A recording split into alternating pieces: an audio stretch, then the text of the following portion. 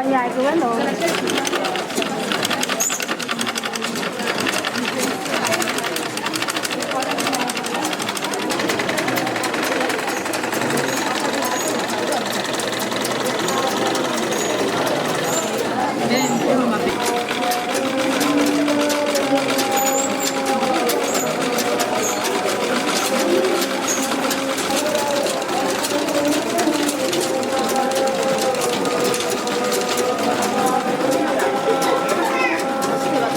nuko rero ibintu byari bimeze ku muhingamo wo kuri uyu wa kabiri mu kigo Hano House Family kiri mu Kibenga komine Muha mu gisagara ca Bujumbura.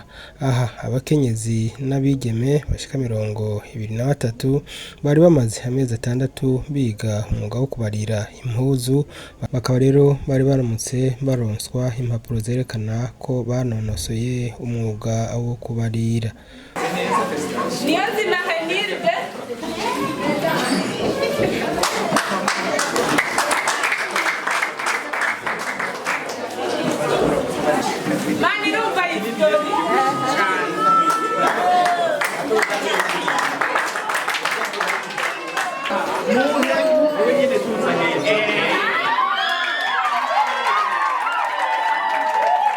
Uyu numwe bari bamaze amezi 6 biga.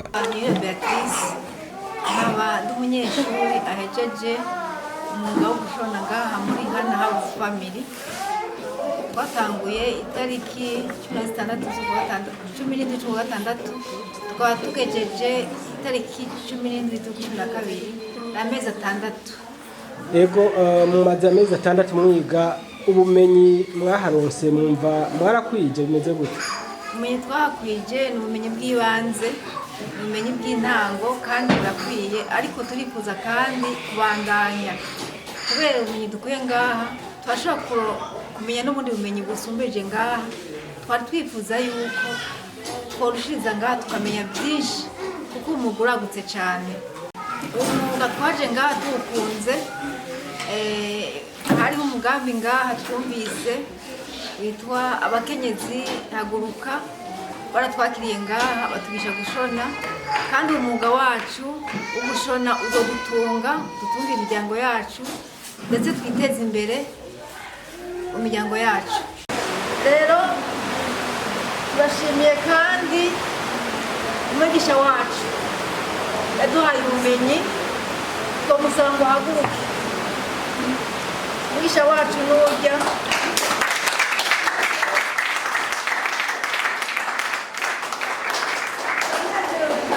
umwigisha yaritanze bikwiye, ubumenyi yaravuze bwose yabwisigarije, yabuteye muri twebwe. Hanyuma n'abanyeshuri bashimiye cyane ko babaye inkerebutsi cyane. Umwigisha wacu yigisha abantu batandukanye, bafise imico itandukanye, batari no mu bihugu bimwe. Hariho tubafise n'umunyamahanga muri twebwe twiganye umunyeshuri, byari byoroshe, yavuga icyongereza, ubwo umwigisha yaramwigishije aramenya. Rero umwigisha wacu ni intwari. Kwigisha umuntu mudahuje ururimi biragoye, hari ibintu uvuga ntabitahuye, ukagerageza ugakoresha n'amasinye kugira ngo uwo muntu atahure.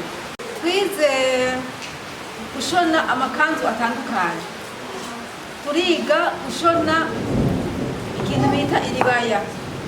Abantu b'abashonyi barabyumva, hari n'abatabihanze mugabo mutubabarire. Hanyuma turiga gushona ibutura, turiga gushona ishati, turiga gushona ijipo ya droite, ijipo ya trara, ijipo ya fotrara. Ibyo byose umunyeshuri wese yategerezwa gushona modele umwigisha twigishije kugira ngo umwigisha abone yuko uwo mwigisha yatahuye. Hariho ibindi bintu tutabonye, nk'ubu ntitunzi gushona ikositimu. Nk'umuntu ambariye ati nshona ikositimu, nta n'ushobora. Byerekana yuko hariho indi ntambwe dusigaje, twagira ko dusaba tuti iyo ntambwe tutashitse ko nk'abantu batwiyumviriye ko bongera batwiyumvire ko ugira kandi baturabire tuzogaruke iyo ntambwe yindi tuyibandanye tunonosore dushike kure bitabereye ngaha badufashe twumvise ko abandi bashira hamwe baba bakora ibyo bintu badusunike kandi tugenda ahantu twige sibyo n'ubu. Eka n'uyu mukenyezi akomoka mu gihugu cy'u Buganda ari mu bahejeje inyigisho nawe nyene arashima. Thank you for this opportunity to speak. I'm Peza Imakire from Uganda. Nitwa Imakire mva mu Uganda. Glory to God Icyubahiro k'ibicimana for giving us this training opportunity. Yaduhaye aka kagyo ko kwiga. As for us it was not easy, some of us.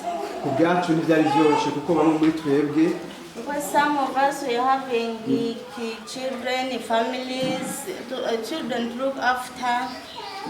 Kuko ntibyari byoroshye kuko bamwe muri twebwe dufise imiryango, dufise abana tureze. We come from very far. Tuva kure. There are no means of transport, public transport in this area. Muri kino kibanza muri kino gihe. But by the grace of the Lord, we have managed to reach at the end. Ariko kubw'ubuntu bw'Imana twaragerageje kugira ngo tubandanye gushika ku mpera. I also thank Mr. Augustine and FPH for this opportunity. Ndashimira kandi umushingantahe Augustin arongoye ishyirahamwe AZTH. I also thank Hannah House family. Ndakigurukira kandi ishyirahamwe Hannah House family For managing us 6 months we have spent with you. Kuba yaradushoboje kumara hano ikiringo cy'amezi 6 tumaranye namwe hano. Especially our teacher. Ndashimira cyane mbere umwigisha wacu. Thank you very much for loving us. Warakoze cyane kudukunda. I thank my fellow trainees both morning and afternoon. Sorry. I thank my fellow trainees, students.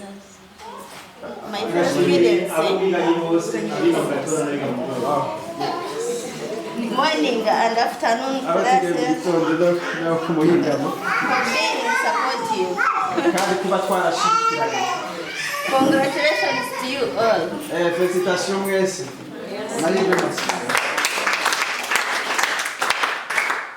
I thank my family also.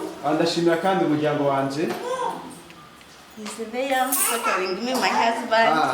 Umushingantahe wiwe ari hano aramukengurukira. For being there for me. Kuba yaramubaye hafi.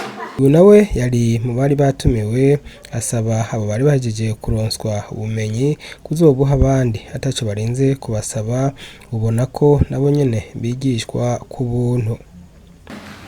Je ndi mutumire ariko ndafise umudamu wanje nkanye na kariga ibintu nanjye ndafise undi muganize. Rero ni byiza ko umuntu ariko mwifatire neza kandi ibyo mwarose kubura mu bihe n'abandi atacu mubasabye kugira ngo twese twaganire kuba byose byameze neza.